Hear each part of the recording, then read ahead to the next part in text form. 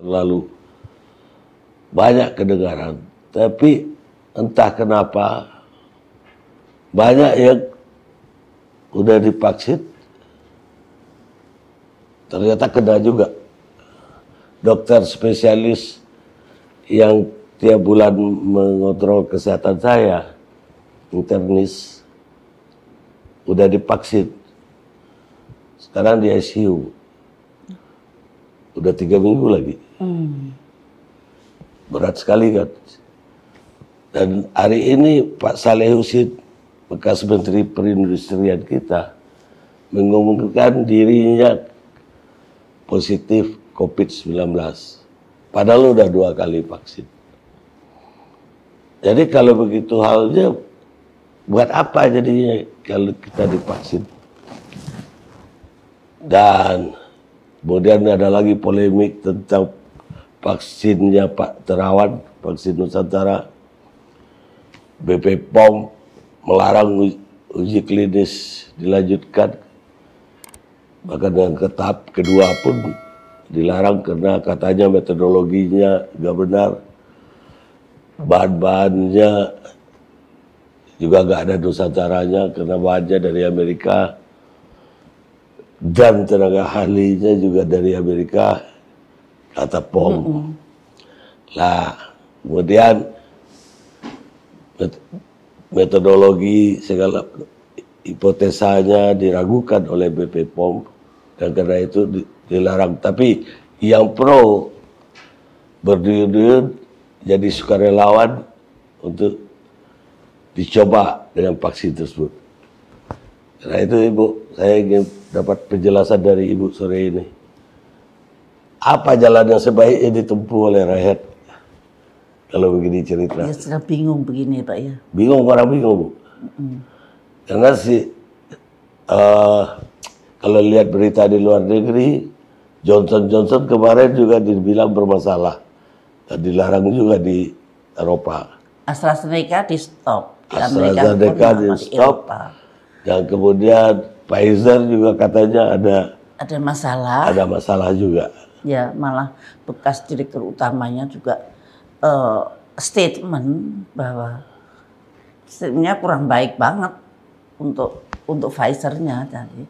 Jadi semua jadi bingung dan kemudian pemerintah RRC juga mengatakan Sinovac juga tidak bisa dipertanggungjawabkan. Ya kalau dia sendiri gak pakai selama ini, kan juga kita udah ragu gara-gara gak pakai. Saya udah hampir sudah paku, tapi begitu dokter saya sendiri masuk ICU, gak jadi deh. Iya betul. Saya juga kehilangan teman saya, dokter-dokter itu ada 2 yang setelah divaksin kemudian sakit dan kemudian meninggal. Jadi begini Pak, barangkali kita kupas tuh dari vaksinnya. Kita perlu enggak sih vaksin? Iya. Gitu. Ya.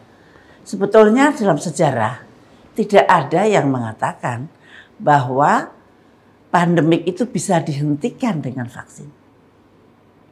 Lah, apa penicillin dulu bukan menghentikan pandeminya sakit gara-gara nggak ada antibiotik. Yang dulu. Iya. Jadi kalau pada pandemik itu ya biasanya belum ada obatnya.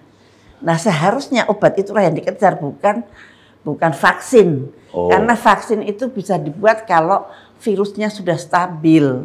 Kalau masih mutasi, mestinya vaksin jangan dibuat dulu. Karena vaksin itu berasal dari virus.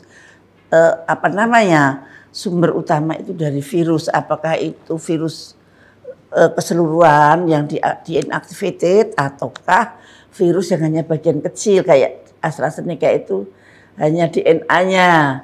Kalau yang Moderna sama Pfizer itu mRNA-nya. Jadi masing-masing tapi tetap sumbernya juga virus gitu. Jadi sebetulnya saya juga kaget. Saya mengalami waktu itu pandemik flu burung, kami tidak butuh vaksin. Flu babi Indonesia juga tidak butuh vaksin dan bisa berhenti dan bisa kembali lagi normal. Tapi vaksinnya beredar memang di luar. Enggak juga. Untuk flu burung. Vaksin itu pandemi itu biasanya lama-lama tidak ganas lagi. Ada siklus. Iya, kalau itu pandemi yang normal, pandemi yang alami. Kecuali kalau pandeminya dibikin, lah bentuknya pasti akan berbeda. Jadi vaksin itu sebetulnya satu, tidak ada sejarahnya untuk menghentikan pandemi. Kedua, vaksin itu tidak melindungi diri sendiri. Itu Menteri Kesehatan juga bilang bahwa kalau divaksin